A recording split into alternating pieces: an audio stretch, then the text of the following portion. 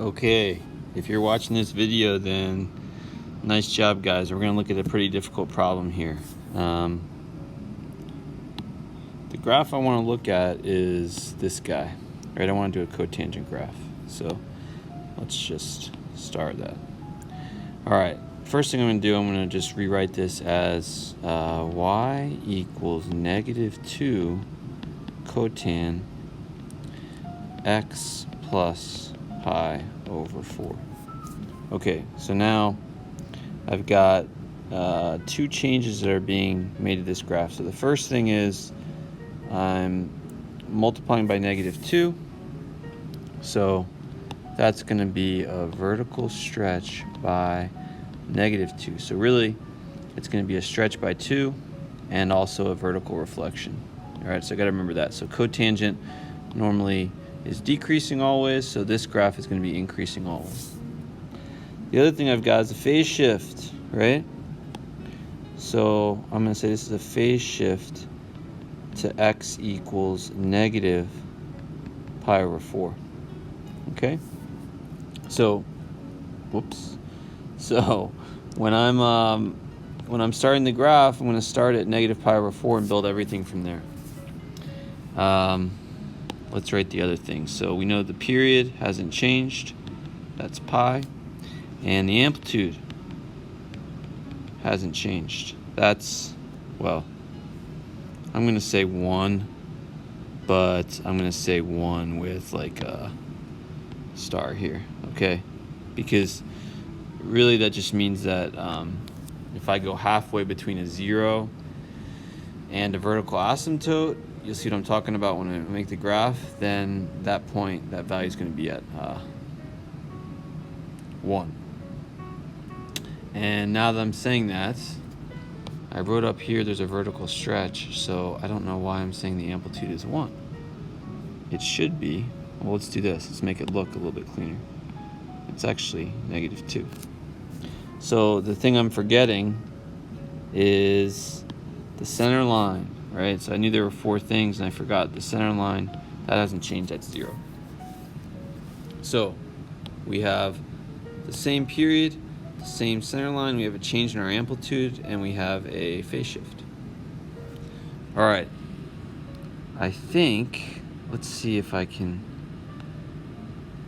yeah, I'm going to try and graph this down on this page where there's a lot more room. All right, so first thing I'm going to do is start with phase shift. So we're going to start this graph at, this is x equals -pi over 4, and the center line is 0, so I'm going to do y equals 0. The period is pi, so if I take -pi over 4 and I add pi, I get 3pi over 4. So somewhere here, I'm going to say this is x equals 3pi over 4. Okay? So whatever the behavior of the graph is here, it's going to behave the same there. And I'm going to go in the opposite direction also. So -pi over 4 minus pi is -5pi over 4. So let's roughly try and get the same distance there. And let's say that this is x equals -5pi over 4. Okay. Now, since this is cotangent, it's really cosine over sine, right? It's really cosine over sine. So if my top is 0, the whole thing is 0. The whole expression is 0. So at -pi over 4, if I plug in here, well, -pi over 4 plus pi over 4 is 0. The cosine of 0 is 1. That means the sine is undefined. Sorry, the sine is 0. So the whole thing is undefined. Or you can just remember that cotan starts with a vertical asymptote. That's probably easier, to be honest. Okay, so that means here, and I kind of drew it, but got lucky. That's a vertical asymptote. That means this is a vertical asymptote. That means this is also a vertical asymptote. Okay? Halfway between those points will be zeros, or centerline intersections. Okay, so I know right there and right there, the graph is going to cross the center line, which in this case is 0. That is at, let's see, halfway between negative pi over 4, and pi over 4 is 2 pi over 4, which is pi over 2, divided by 2, which is pi over 4. So this is the point pi over 4, 0. Cool. And this is the point negative 3 pi over 4, 0. All right? So one way to think about that is this is the halfway point between these two. Another way to think about it is you just take your total period, which is pi, and you divide by 2, and so you add that to each, important point. So negative pi over 4 plus pi over 2 is pi over 4. The cotan graph we know normally is decreasing. Because of this vertical stretch, it's actually increasing. So the next thing I want to do is make it look like an increasing graph. So like something like that. Something like that. Okay, and halfway between these values, so halfway between here and here, we're going up a distance of 2, because that's the vertical stretch. Okay, so if you wanted to, you could label this point as halfway between pi over 4 and 3 pi over 4. That's pi over 2. So this is the point pi. You know what? Let's get another color. I don't want that to intersect with the red. So let's do black. So this is the point pi over 2, 2. And down here would be the point, 0, negative 2. So right there is our actual x-axis, right? That's x equals 0. Y-axis. Sorry, y-axis. This is x equals 0. This is y equals 0. This is the x-axis. This is the y-axis.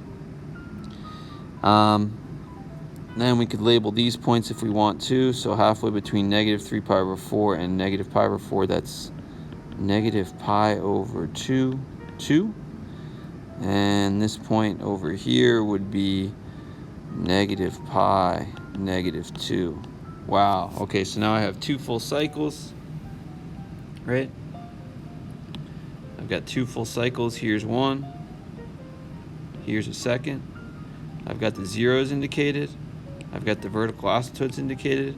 And I got these, kind of think of them as halfway points that indicate the stretch of the graph. So let's just pick one random point and see if it works. So let's take this one, right? Just to double check. So negative pi, negative 2. If I plug in negative pi there, so pi over 4 plus negative pi, that's negative 3 pi over 4. The cotan of, well, let's go here. So the cotan of negative 3 pi over 4, geez, that is in quadrant 2, that is negative 1.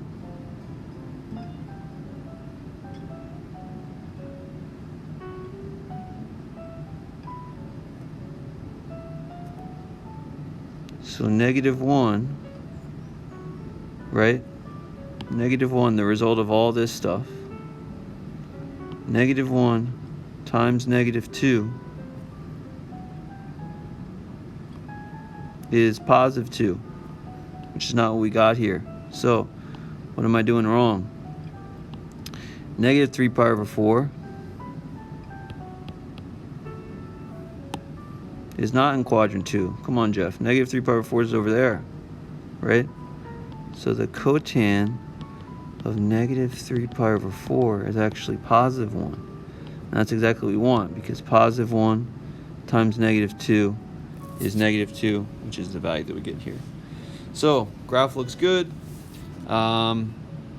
Yeah, if you want to look at, like I said, if you want to look at all these other 6, be our guest. They're very challenging. Just keep at it, guys, and as always, contact your teacher if you're having trouble with any of these. This is not easy stuff, so we want to help you out however we can. All right, have a good day.